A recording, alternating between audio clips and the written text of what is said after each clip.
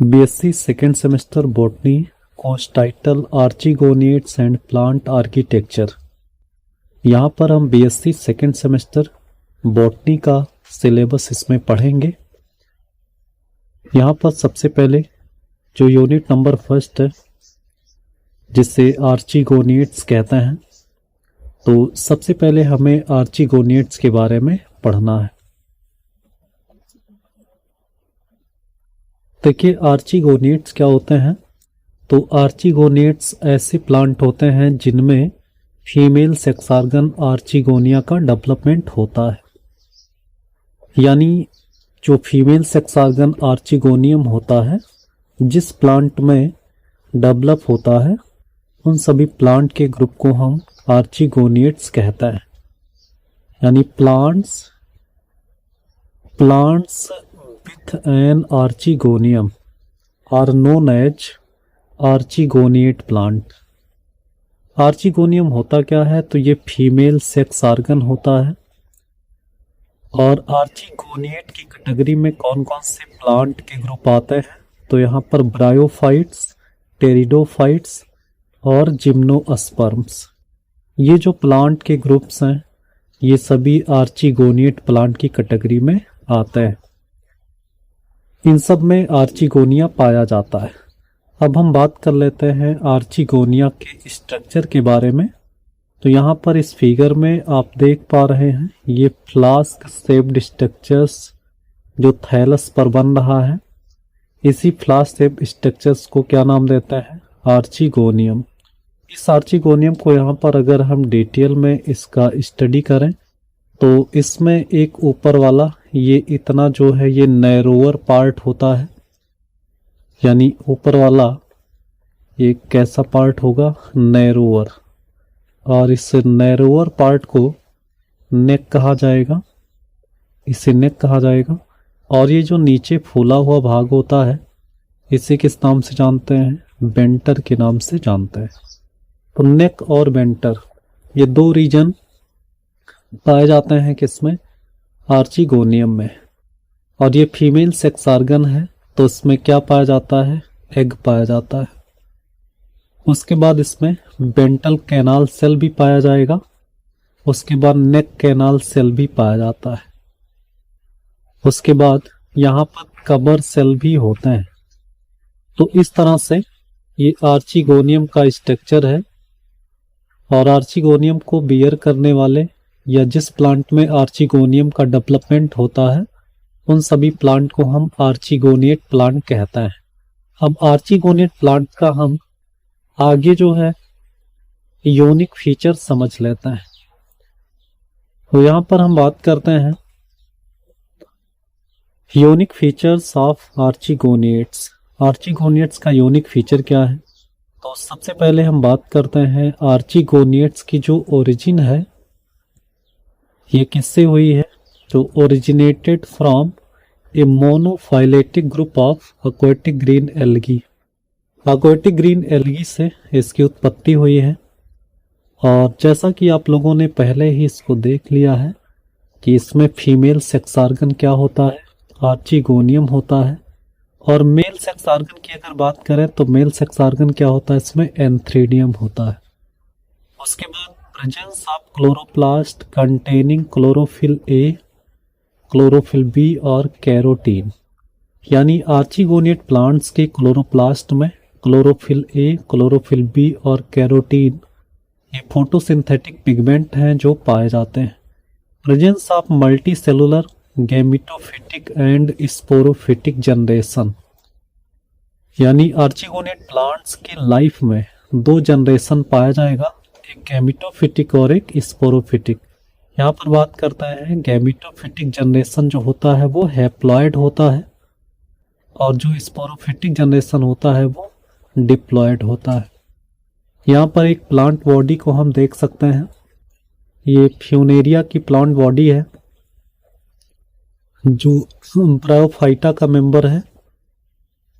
Funaria हाइग्रोमेट्रिका कहते हैं इसको, जो एक मास प्लांट है।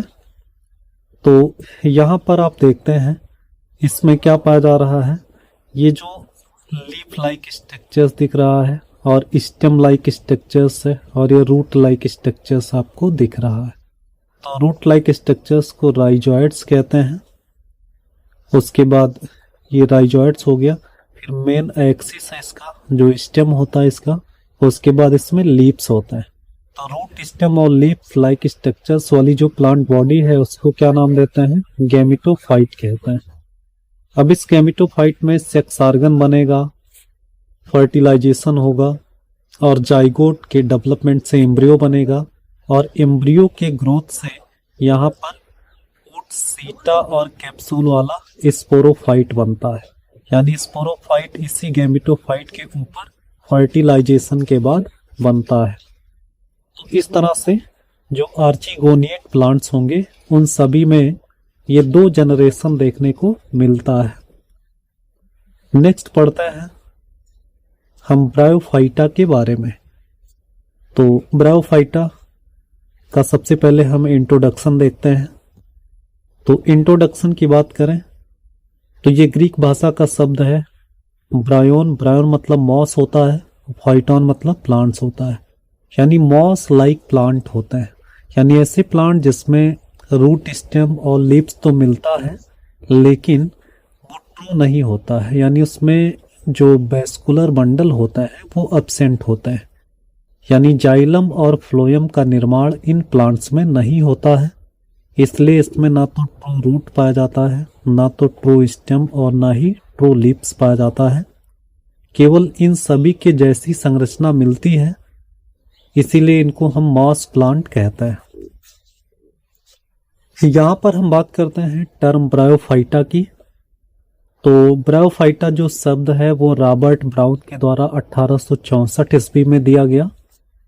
ब्रायोफाइटा की स्टडी को ब्रायोलॉजी कहते हैं और फादर ऑफ ब्रायोलॉजी कौन है? हेडविग है। और father of Indian bryology, Indian bryology की बात करें तो कौन है इसमें? ESR कश्यप हैं, जिन्हें शिवराम कश्यप कहते हैं। भारतीय ब्रायोलॉजी के जनक माने जाते हैं। Bryophytes are also known as amphibians of plant kingdom. Bryophyta के पौधों को एम्फीबियंस ऑफ प्लांट किंगडम कहते हैं। क्यों कहते हैं? क्योंकि ये पौधे कहाँ पर ग्रो करते हैं? लैंड पर। यानी मोस्टली किस एरिया में ग्रो करेंगे? लैंड एरिया में। लेकिन फर्टिलाइजेशन के लिए किसकी जरूरत होगी? वाटर की। तो इन्हें लैंड की जरूरत है ग्रो करने के लिए, और फर्टिलाइजेशन के लिए या सेक्सुअल रिप्रोडक्शन के लिए किसकी जरूरत हो जाती है? वाटर की। तो इन्हें वाटर की भी जरूरत है और किसकी जरूरत है? लैंड की भी जरूरत है। तो दोनों चीजों की जरूरत है, तो इसीलिए इन्हें क्या नाम देते हैं? एम्फीबियंस। आप लोग समझते हैं एम्फीबियंस जैसे एनिमल के केस में होता है जो पानी में भी रहते हैं और स्थल पर भी रहते हैं, तो ऐसे एनिमल को एम्फीबियंस कहते हैं। वैसे ही यहाँ पर भी प्लांट में है। प्लांट में भी ये लैंड पर तो मोस्टली पाए जाते हैं, लेकिन इनमें फर्टिलाइजेशन तभी होगा जब इनको क्या मिलेगा? वाटर मिलेगा। अब देखते हैं आगे ब्रायोफाइटा के अगले कैरेक्टर्स को पढ़ते हैं। तो ब्रायोफाइटा की जो प्लांट बॉडी होती है वो गैमेटोफिटिक होती है, यानी हैप्लॉइड होती है। यानी मेन प्लांट बॉडी गैमेटोफिटिक होगी, बाद में उसमें स्पोरोफाइट का भी डेवलपमेंट होता है। Mostly bryophytes are terrestrial. अधिकांशतः ब्रायोफाइटा कहाँ पाए जाते हैं? स्थल पर पाए जाते हैं, और इन्हें हम फर्स्ट लैंड प्लांट कहते हैं। यानी पहले पौधे जो स्थल पर ग्रो करना स्टार्ट करते हैं। यानी इवोल्यूशन के क्रम को देखा जाए तो ब्रायोफाइटा के पहले क्या आता है? एल्गी। एल्गी प्लांट जो है वो एक्वेटिक होते हैं। टेरेस्ट्रियल प्लांट जो है या सबसे पहले लैंड पर ग्रो करने वाले प्लांट ब्रायोफाइट्स ही है, इसीलिए इन्हें फर्स्ट लैंड प्लांट कहते हैं। सम ब्रायोफाइट्स आर एक्वेटिक। कुछ ब्रायोफाइट्स क्या होते हैं? एक्वेटिक भी होते हैं। जैसे यहाँ पर है रिक्सिया फ्लूटेंस है, रिक्सियोकार्पस नाइटेंस है, फोन्टेनेलिस है और रिएला है। ये एग्जाम्पल है एक्वेटिक ब्रायोफाइट्स के। उसके बाद सम ब्रायोफाइट्स आर सैप्रोफिटिक, यानी कुछ ब्रायोफाइटा के प्लांट जो है मृतोपजीवी होता है, मतलब डेड और डिकेइंग मैटर से अपना भोजन लेते हैं, जिसका एग्जाम्पल है बॉक्सबॉमिया एफिल्ला, क्रिप्टोथैलस मिराबिलिस है। उसके बाद एपिफिटिक ब्रायोफाइट्स को पढ़ते हैं। एपिफिटिक ब्रायोफाइट्स का मतलब ऐसे ब्रायोफाइट जो किसी अदर प्लांट के ऊपर ग्रो करता है। तो यहाँ पर एग्जाम्पल क्या आ जाएगा, फ्रोलेनिया और रेडुला, ये दो एग्जाम्पल हैं एपिफिटिक ब्रायोफाइट्स के। उसके बाद जीरोफिटिक ब्रायोफाइट्स को पढ़ते हैं। तो जीरोफिटिक ब्रायोफाइट्स किसे कहता है, ऐसे ब्रायोफाइट्स या ऐसे ब्रायोफाइटा के प्लांट जो मरुस्थलीय क्षेत्रों में उगते हैं, जो मरुस्थल में उगते हैं उन्हें जीरोफिटिक ब्रायोफाइट्स कहते हैं, जिसका एग्जाम्पल है पॉलीट्राइकम। पॉलीट्राइकम का कॉमन नेम है हेयर कैप मॉस, और दूसरा एग्जाम्पल है टॉर्ट्यूला। तो ये दोनों जो ब्रायोफाइट्स हैं ये जीरोफिटिक होते हैं। उसके बाद स्फैग्नम की बात करता है, ये भी ब्रायोफाइटा का प्लांट है। स्फैग्नम ग्रोज इन बॉक्स, कहाँ पर ग्रो करता है ये, बॉक्स में। बॉक्स क्या होता है, बेट एंड सॉफ्ट ग्राउंड, जो बेट और सॉफ्ट ग्राउंड होता है उसी को बॉक्स कहते हैं, और इसी बॉक्स पर स्फैग्नम ग्रो करता है। उसके बाद हम बात करते हैं पोरेला की। पोरेला जो ब्रायोफाइट से ये कहाँ पर ग्रो करता है, ये रॉक्स एंड बार्क यानी चट्टानों पर और पेड़ की छालों पर उगता है। तो यहाँ पर इस पूरे स्लाइड में हमने देखा कि ब्रायोफाइटा के जो प्लांट होता है वो किस हैबिटाट में पाया जाता है, यानी मोस्टली तो लैंड प्लांट होते हैं, लेकिन कुछ एक्वेटिक भी होते हैं, कुछ सैप्रोफिटिक भी होते हैं, और कुछ एपिफिटिक और कुछ जीरोफिटिक भी होते हैं। नेक्स्ट पढ़ते हैं हम अगला कैरेक्टर। ब्रायोफाइटा प्लांट्स में जो गैमेटोफिटिक और स्पोरोफिटिक जनरेशन होता है, तो उसमें देखेंगे कि जो स्पोरोफाइट होता है वो किस पर कंप्लीटली डिपेंड होता है, गैमेटोफाइट पर। यानी ये जो स्पोरोफाइट है ये कंप्लीटली किस पर डिपेंड है, तो ये गैमेटोफाइट पर डिपेंड होता है। यानी फिजिकली और फिजियोलॉजिकली दोनों तरीके से स्पोरोफाइट किस पर डिपेंड होगा, गैमेटोफाइट पर। और जो स्पोरोफाइट बनेगा उसमें 3 पार्ट होते हैं, फूट, सीटा और कैप्सूल। यहाँ पर देखेंगे, यहाँ पर जो इसका बेस होता है, इसके बेस को क्या नाम देते हैं, फूट कहते हैं। उसके बाद ये जो पूरा इलांगेटेड स्ट्रक्चर से इसे सीटा कहते हैं, और ऊपर वाले स्ट्रक्चर को कैप्सूल कहते हैं। यानी ये जो पूरा स्पोरोफाइट है ये फूट, सीटा और कैप्सूल में डिवाइडेड होता है। कैप्सूल के अंदर ही क्या पाए जाते हैं, स्पोर, और सभी स्पोर क्या होते हैं, सिमिलर टाइप के, यानी सिमिलर शेप और साइज के होते हैं। तो ऐसे स्पोर्स को होमोस्पोर्स कहते हैं। तो होमोस्पोर पाए जाने के कारण ब्रायोफाइट्स को क्या कहते हैं, होमोस्पोरस कहते हैं। अभी ब्रायोफाइटा के बाद जब आप टेरिडोफाइट्स को पढ़ेंगे तो वहां पर आपको हेटेरोस्पोरस कंडीशन देखने को मिलेगा, जिसका एग्जाम्पल सिलेजिनेला होगा। तो यहाँ पर सभी ब्रायोफाइट्स होमोस्पोरस होते हैं। अब बात करते हैं कुछ और भी एक्सेप्शन के रूप में हम पढ़ते हैं, जैसे कुछ ब्रायोफाइट्स में जो स्पोरोफाइट होता है वो केवल किसका बना होता है, कैप्सूल का, यानी उसमें फूट और सीटा एब्सेंट होते हैं। जैसे यहाँ पर हम बात करते हैं किसकी, रिक्सिया की। रिक्सिया की बात करें तो रिक्सिया में जो स्पोरोफाइट होता है वो केवल किसका बना होगा, तो वो केवल बना होगा किसका, कैप्सूल का, यानी फूट और सीटा क्या होते हैं, एब्सेंट होते हैं। और रिक्सिया के स्पोरोफाइट को ब्रायोफाइटा के अंदर पाए जाने वाले सबसे साधारण प्रकार के स्पोरोफाइट में से हम काउंट करते हैं। तो ये जो है सबसे सिंपलेस्ट टाइप का ये क्या होता है, ये स्पोरोफाइट होता है। यानी रिक्सिया का स्पोरोफाइट ब्रायोफाइटा के अंदर सबसे साधारण प्रकार का स्पोरोफाइट होता है, क्योंकि इसमें केवल क्या पाया जाता है, कैप्सूल पाया जाता है। उसके बाद कैप्सूल, ये जो फिगर आप देख रहे हैं ये रिक्सिया का स्पोरोफाइट है जो केवल कैप्सूल का बना है। उसके बाद हम बात करते हैं यहाँ पर मार्केंसिया की। तो मार्केंसिया जो ब्रायोफाइट्स है इसमें आप देख रहे हैं फूट भी मिल रहा है, सीटा भी मिल रहा है और कैप्सूल भी मिल रहा है। तो फूट, सीटा और कैप्सूल ये तीनों पार्ट इसमें पाए जा रहे हैं। तो इस तरह से स्पोरोफाइट की बात करते हैं ब्रायोफाइटा के अंदर। तो मेनली तो 3 होते हैं, फूट, सीटा और कैप्सूल, लेकिन कुछ में केवल कैप्सूल ही पाया जाता है और कुछ में फूट और सीटा होता है। अभी आप एक एग्जाम्पल और देखते हैं, तो एक है कॉर्सिनिया करके, उसमें सीटा अब्सेंट होता है। कार्सिनिया ब्रायोफाइट्स है, इसमें क्या होता है, सीटा अब्सेंट होता है, इसमें सीटा नहीं पाया जाता। तो ऐसे एग्जाम्पल्स को आपको याद रखना है। उसके बाद हम अगला पढ़ते हैं, रिप्रोडक्शन इन ब्रायोफाइट्स। ब्रायोफाइटा के अंदर रिप्रोडक्शन कैसे होता है। तो ब्रायोफाइट्स जो प्लांट हैं उनमें रिप्रोडक्शन का जो मेथड है, उस मेथड को जब हम देखते हैं तो यहाँ पर क्या होगा, 3 मेथड आपको जनरली हर एक प्लांट में देखने को मिलता है, लेकिन इसमें असेक्सुअल रिप्रोडक्शन नहीं पाया जाता है। असेक्सुअल रिप्रोडक्शन जो है केवल इसमें मर्केंसिया में पाया जाता है। मर्केंसिया में क्या बनता है, जिम्मी बनता है। और जिम्मी किसके अंदर बनता है, तो जिम्मी बनता है किसके अंदर, जिम्मा कप के अंदर। जिम्मा कप होता है और जिम्मा कप के अंदर क्या पाया जाएगा, यहाँ पर जिम्मी पाए जाते हैं। बहुत सारे क्या मिलते हैं, जिम्मी।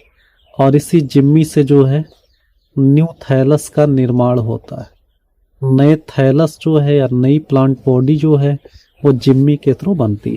यहाँ पर आप फिगर देखते हैं, ये मार्केंसिया का थैलस है, ये मार्केंसिया का थैलस, और इसमें देखो कप लाइक स्ट्रक्चर्स यहाँ पर देखने को मिलते हैं।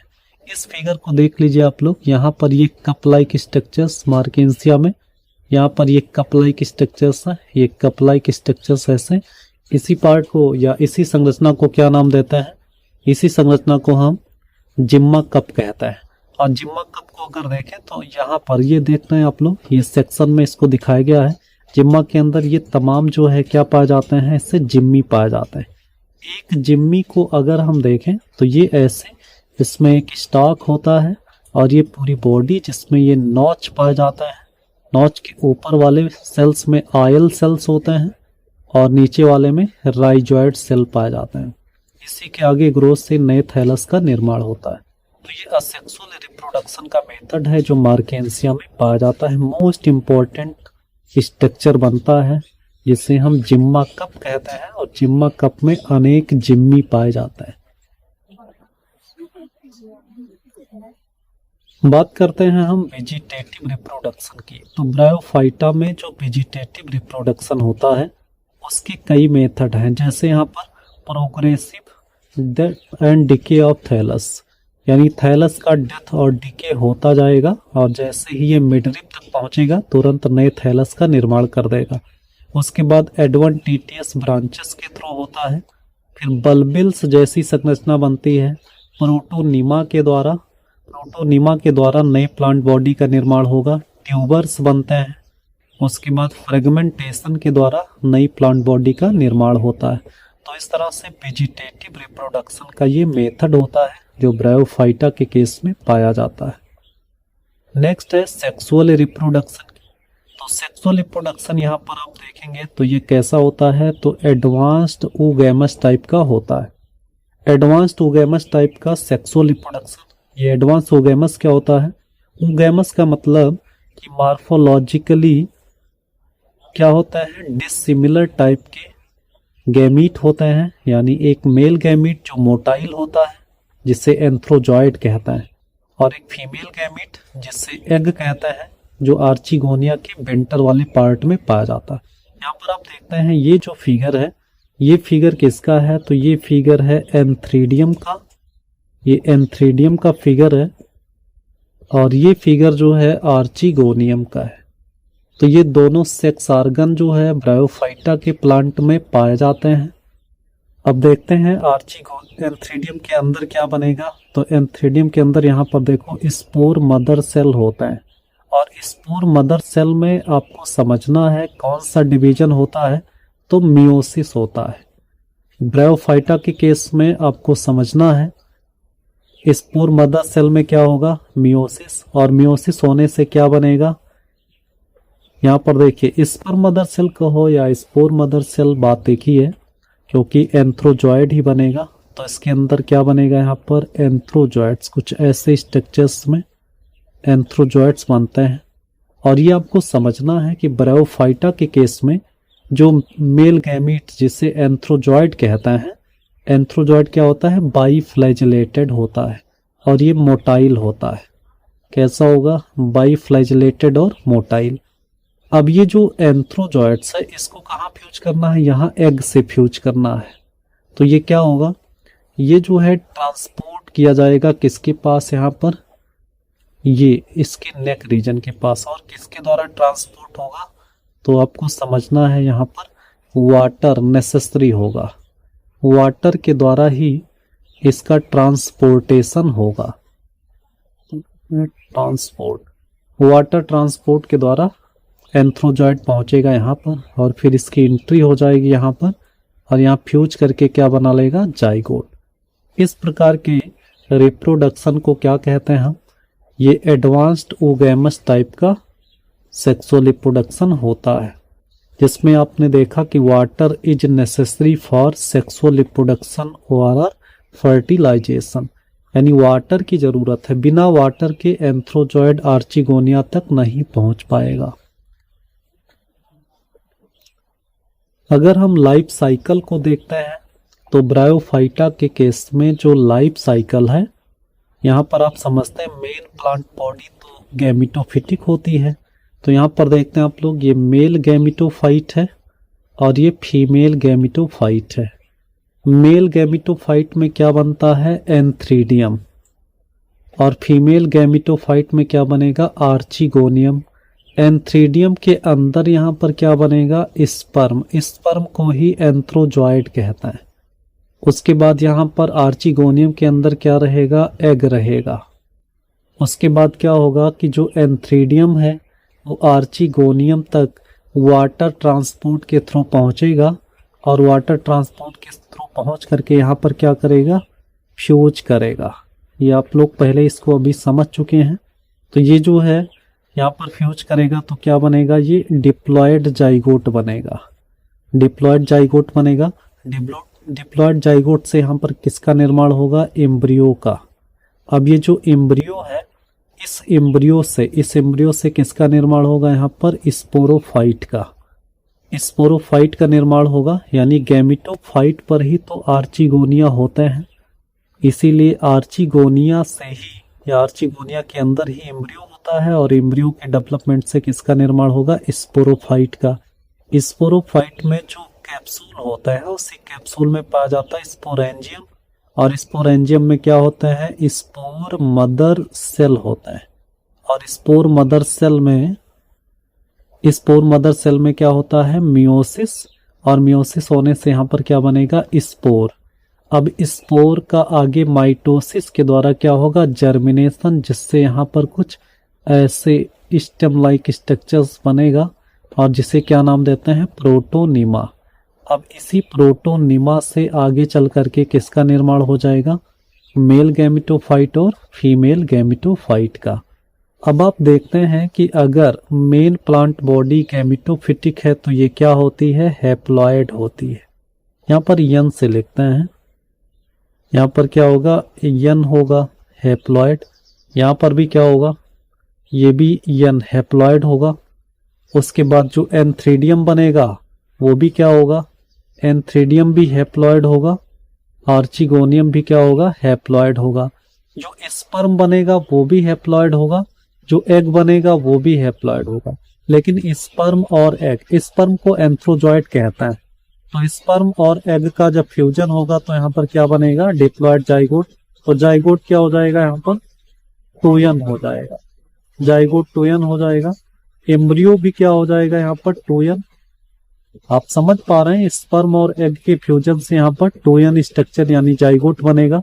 जाइगोट से एम्ब्रियो भी टोयन होगा। अब ये जो स्पोरोफाइट बनेगा ये भी कैसा होगा, डिप्लॉयड होगा। स्पोर मदर सेल भी क्या होते हैं, डिप्लॉयड होते हैं। उसके बाद इसमें जब मियोसिस हो जाएगा तो स्पोर क्या हो जाएंगे, हैप्लॉयड हो जाएंगे। उसके बाद प्रोटोनिमा भी क्या होंगे, हैप्लॉयड हो जाएंगे। आप देखते हैं इसके पूरे लाइफ साइकिल में इधर का जो फेज है वो हैप्लॉयड फेज है, तो इसे गैमिटोफिटिक फेज कहते हैं, और इधर का जो फेज है उसे स्पोरोफिटिक फेज यानी डिप्लॉयड फेज कहता है। तो जीवन चक्र में दो फेज मिलेगा आपको, गेमेटोफिटिक और स्पोरोफिटिक फेज। और ये फेजेज एक के बाद एक अल्टरनेटली ऐसे आते रहते हैं प्लांट में, जिस प्रोसेस को हम क्या कहते हैं, जिस प्रोसेस को हम अल्टरनेशन ऑफ जनरेशन कहते हैं, अल्टरनेशन ऑफ जनरेशन। और देखेंगे यहाँ पर किस तरह का अल्टरनेशन ऑफ जनरेशन इसमें मिलेगा। तो यहाँ पर हैप्लो डिप्लॉन्टिक टाइप का मिलेगा, यानी हैप्लॉयड फेज और डिप्लॉयड फेज बराबर बराबर यहाँ पर होते हैं। तो हैप्लो डिप्लॉन्टिक या डिप्लोबायोन्टिक कहते हैं, या diplontic, haplo diplontic life cycle होता है ये, यानी हैप्लॉयड फेज और डिप्लॉयड फेज ये दोनों पाए जाते हैं। तो इस तरह से आप इसको समझ लेते हैं। अगला हम पढ़ते हैं सिलेबस के अगले टॉपिक में, एडाप्टेशन टू लैंड हैबिट। ये आपको पढ़ना है कि ब्रायोफाइटा लैंड पर अपने आप को कैसे एडाप्ट कर पाया या अपने आप को अनुकूलित कैसे कर पाया। जैसा कि आप लोग जानते हैं कि जो ब्रायोफाइटा के प्लांट हैं उनके जो पूर्वज हैं वो एक्वेटिक थे। कहाँ पर पाए जा रहे थे? पानी में पाए जा रहे थे। लेकिन पानी से ये किस पर आ गए? जैसे जैसे आगे इवोल्यूशन हुआ वैसे वैसे पानी से किस पर आ गए? लैंड पर आ गए। यानी आप कह सकते हैं कि ब्रायोफाइटा, यानी कुछ एविडेंसेस या जो भी फॉसिल रिकॉर्ड्स हैं उससे पता चलता है कि ब्रायोफाइटा की जो उत्पत्ति है वो किससे हुई है? एक्वेटिक ग्रीन एल्गी से हुई है। लेकिन एक्वेटिक ग्रीन एल्गी तो पानी में पाए जाते हैं, लेकिन यहाँ पर आप पानी से वो धीरे धीरे किस पर आने लगे? लैंड पर। तो क्या क्या चेंजिंग हुआ जिससे वो लैंड पर जीवित रह पाते हैं या सरवाइव कर पाते हैं, उसी को पढ़ना है। यानी during the process of evolution they develop to certain adaptation to land habit. यानी जैसे जैसे इवोल्यूशन का प्रोसेस आगे बढ़ा वैसे वैसे ये प्लांट अपनी बॉडी में कुछ ऐसी नई नई संरचनाओं को डेवलप कर लिए जिससे वो लैंड पर रहने के लिए अनुकूलित हो गए। अब वो कौन सी संरचनाएं हैं जो इनके शरीर में डेवलप हुई और प्लांट लैंड पर रहने के लिए एडाप्ट हो गया? तो यहाँ पर देखिए, पहला जो है development of compact plant body, यानी कॉम्पैक्ट प्लांट बॉडी का डेवलपमेंट हुआ ब्रायोफाइटा में। और कॉम्पैक्ट प्लांट बॉडी बनने से क्या फायदा होता है प्लांट को? तो वो helped in the conservation of water. आप देखते हैं कि जो ब्रायोफाइटा के प्लांट है वो लैंड पर पाए जाएंगे, तो लैंड पर पाए जाने वाले प्लांट की बॉडी में वाटर का कंजर्वेशन होना जरूरी होता है, तो इसलिए वो कॉम्पैक्ट प्लांट बॉडी का डेवलपमेंट कर लेता है। उसके बाद प्रेजेंस ऑफ क्यूटिकल, क्यूटिकल का प्रेजेंस मतलब क्या करता है कि ये एपिडर्मिस के ऊपर क्यूटिकल का लेयर बना लेता है। क्यूटिकल का लेयर बनाने से जो वाटर लॉस है, जो इवापोरेशन के द्वारा होता है, वाटर लॉस क्या हो जाता है? रिड्यूस हो जाता है, कम हो जाता है। यानी ये सारे कैरेक्टर्स आएंगे तभी तो प्लांट लैंड पर रहने के लिए अनुकूलित होगा। यहाँ पर देखते हैं तीसरा, डेवलपमेंट ऑफ राइजोइड्स। राइजोइड्स का डेवलपमेंट कर लेता है। ब्रायोफाइटा के प्लांट्स में राइजोइड्स डेवलप हो जाता है, और राइजोइड्स जो है वो स्थल पर क्या होते हैं? सॉइल से अटैच रहते हैं और सॉइल से वाटर का एब्जॉर्प्शन करने का काम करता है। उसके बाद development of photosynthetic tissue, photosynthetic tissue का भी डेवलपमेंट कर लेता है ताकि ये प्रॉपरली फोटोसिंथेसिस की प्रक्रिया कर सकें। अब देखेंगे फोटोसिंथेटिक टिश्यू में जो है एक संरचना बनती है जिसे क्या कहते हैं? एयर पोर कहता है। ये जब एनाटॉमी पढ़ेंगे ब्रायोफाइटा के प्लांट की तो वहाँ पर आपको एयर पोर मिलेगा। एयर पोर क्या करता है? ये गैसियस एक्सचेंज का काम करता है। तो गैसियस एक्सचेंज के लिए इसमें किसका डेवलपमेंट हो जाता है? एयर पोर का। जैसे स्टोमेटा होता है हायर प्लांट में, वैसे इसमें क्या होता है? ब्रायोफाइटा के केस में एयर पोर बनता है जो गैसियस एक्सचेंज का काम करता है। उसके बाद अगला जो कैरेक्टर्स है, production of jacketed sex organ. आपको पता है कि एल्गी में जो सेक्स ऑर्गन होते हैं वो नेक्ड होते हैं, जबकि ब्रायोफाइटा में जो सेक्स ऑर्गन होते हैं वो जैकेटेड होते हैं। जैकेटेड का मतलब क्या होता है कि सेक्स ऑर्गन के ऊपर क्या पाया जाता है, तो सेक्स ऑर्गन के ऊपर जैकेट ऑफ स्टेराइल सेल्स होता है, जो सेक्स ऑर्गन को क्या करता है, प्रोटेक्शन देता है। तो सेक्स ऑर्गन को प्रोटेक्ट करने के लिए जो स्टेराइल सेल्स का जैकेट होता है वो पाया जाता है। उसके बाद production of 2 types of gametes. यहाँ पर 2 प्रकार का गैमीट होता है। एक गैमीट क्या होगा, मोटाइल होता है। एक गैमीट क्या होगा, मोटाइल, और एक गैमीट क्या होता है, नॉन मोटाइल होता है। एक गैमीट क्या होगा, नॉन मोटाइल होता है। तो जो नॉन मोटाइल होता है वो एग होता है, आर्चिगोनिया के अंदर पाया जाता है। और जो मोटाइल होता है वो क्या होता है, एंथ्रोजॉइड, या जिससे स्पर्म कहते हैं, एंथ्रोजॉइड हो जाता है। हम देखते हैं कि जो नॉन मोटाइल एग है इसमें क्या होता है, फूड रिजर्व रहता है ताकि ये आगे डेवलप कर सकें। तो इसमें क्या रहता है, फूड रिजर्व रहता है, जिससे जब एंथ्रोजॉइड एग को फर्टिलाइज करे तो फूड रिजर्व को यूज करके, ठीक है, एग का आगे क्या हो सके, डेवलपमेंट हो सके। तो ये सब एडाप्टेशन इन सभी प्लांट्स या ब्रायोफाइटा के प्लांट में देखने को मिलता है। यही सब अगर एडाप्टेशन ना होता तो ब्रायोफाइटा के प्लांट लैंड पर सरवाइव नहीं कर पाते। जैसे ब्रायोफाइटा के पूर्वज पानी में रहते थे, पानी में ग्रो करते थे, वैसे ही ब्रायोफाइटा को भी पानी में ही रहना पड़ता। लेकिन ये अपने शरीर में कुछ नए नए कैरेक्टर्स को डेवलप कर ले गए, जिससे लैंड पर रहने के लिए ये अनुकूलित हो गए। तो आज बस इतना ही पढ़ते हैं। अगले वीडियो में हम ब्रायोफाइटा का थैलस ऑर्गेनाइजेशन और ब्रायोफाइटा का